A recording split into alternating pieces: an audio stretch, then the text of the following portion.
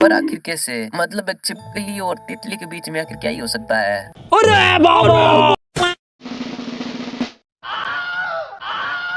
अबे साले। Godzilla x Kong the new empire movie finally release हो चुकी है और तुम भी उसे देखने जा रहे हो। तो रुक जाओ, 2 मिनट रुक जाओ, क्योंकि उस मूवी को देखने से पहले आपको थोड़ा बहुत जान लेना चाहिए कि ये मूवी कैसी है, मतलब अच्छी है या बुरी है। अबे साले। अब मेरा मतलब फाइनली तुम्हारे भाई ने भी इस मूवी को देख लिया है और जो कुछ चीजें मुझे इस मूवी में समझ नहीं आई थी वैसा मैं तुम्हारे साथ नहीं होने दूंगा। भाईचारा ऑन टॉप। लाइक सकार किंग कौन है, कहां से आया है, क्यों है, एंड अगर शिमू मोस्टवर्स का सबसे पहला और ताकतवर टाइटन है जिसने अर्थ पर आइस ला दी थी, तो फिर इस लाल बंदर ने आखिर इसे अपना गुलाम कैसे बनाया। तो चलो यार ज्यादा टाइम ना वेस्ट करते हुए शुरू करते हैं।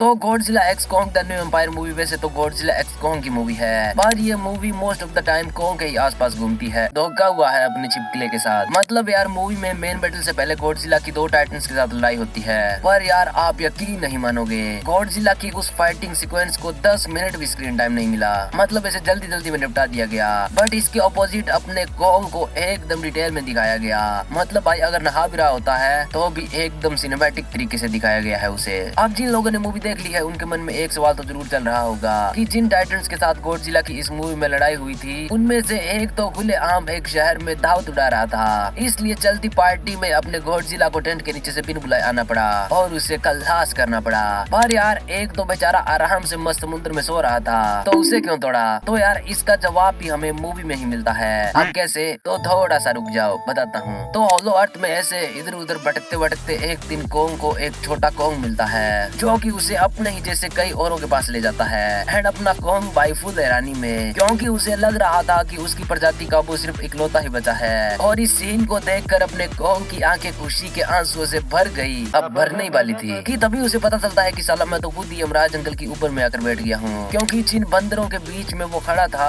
उन्हें एक लाल ओरेंगुटेन ने गुलाम बना रखा था। और इस बार कॉन्ग एक बार फिर से भावनाओं में बह जाता है और ऐसा बोल के कि भाईचारा ऑन टॉप भिड़ जाता है सकार किंग से। पर ये गलती उसकी अक्खा लाइफ की आगे गलती हो सकती थी अगर ये छोटू कॉन्ग बीच में नहीं आता। मैं बोल रहा हूँ मोस्ट वर्ष का नेक्स्ट किंग कॉन्ग यही होने वाला है। बकचोदी मत कर लौड़े।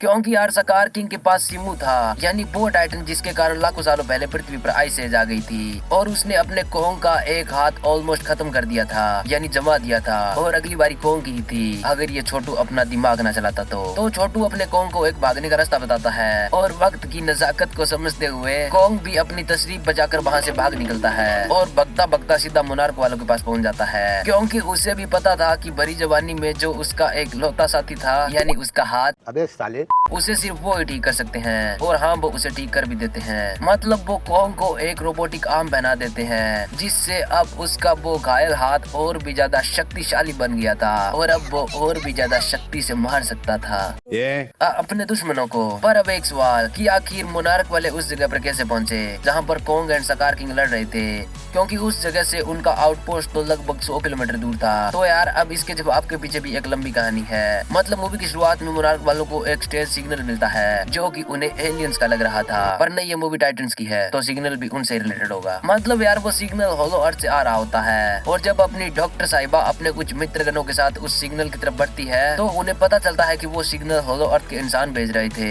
एंड वो इंसान कोई और नहीं बल्कि जिया के ट्राइब के लोग थे। मतलब हाँ यार जिया अपने ट्राइब की आखिरी नहीं है। अब वो होलो अर्थ वाले इंसान मोनार्क वालों को सहारा मांझरा समझाते हैं कि आज से लाखों सालों पहले टाइटन्स एंड एप्स आपस में मिलकर रहते थे, जिनमें टाइटन्स ने नेचर की रक्षा करने का जिम्मा संभाला और एप्स ने ह्यूमैनिटी का। और फिर टाइटन्स एंड एप्स के बीच की इस यूनिटी को एक हरामी बंदर यानी सकार किंग ने तबाह कर दिया। मतलब उसने अपनी सेना खड़ी की पृथ्वी को जीतने के लिए और उसने ऑलमोस्ट सभी टाइटन्स को हरा दिया था, पर जैसे तैसे अपने गॉडजिला ने उसे होलो अर्थ में कैद कर दिया। लेकिन अब वो एक बार फिर से बाहरी दुनिया में आकर उस पर कब्जा करना चाहता है और उन होलो अर्थ वाले इंसानों को पता था कि कॉन्ग अकेले सकार किंग को नहीं रोक सकता है, इसलिए वो ही उन स्ट्रेंज सिग्नल्स को भेज रहे थे। अब वो सिग्नल्स इंसानों के लिए नहीं था बल्कि गॉडजिला के लिए था और इसीलिए गॉडजिला भी अपनी शक्तियों को बढ़ा रहा था। मतलब जैसा कि मैंने वीडियो की शुरुआत में कहा था कि आखिर गॉडजिला ने उस सेकंड वाले टाइटन को क्यों मारा बिन वजह के, तो रीजन था उसकी एनर्जी। मतलब उसी की एनर्जी के कारण गॉडजिला अपने पिंक फॉर्म में आया। अब वो होलो अर्थ वाले इंसान टाइटन्स की रानी और अपने गॉडजिला की माशूका मोथरा को जिंदा कर देते हैं, क्योंकि उन्हें पता था कि एक वो ही है जो कि गॉडजिला को समझा सकती है।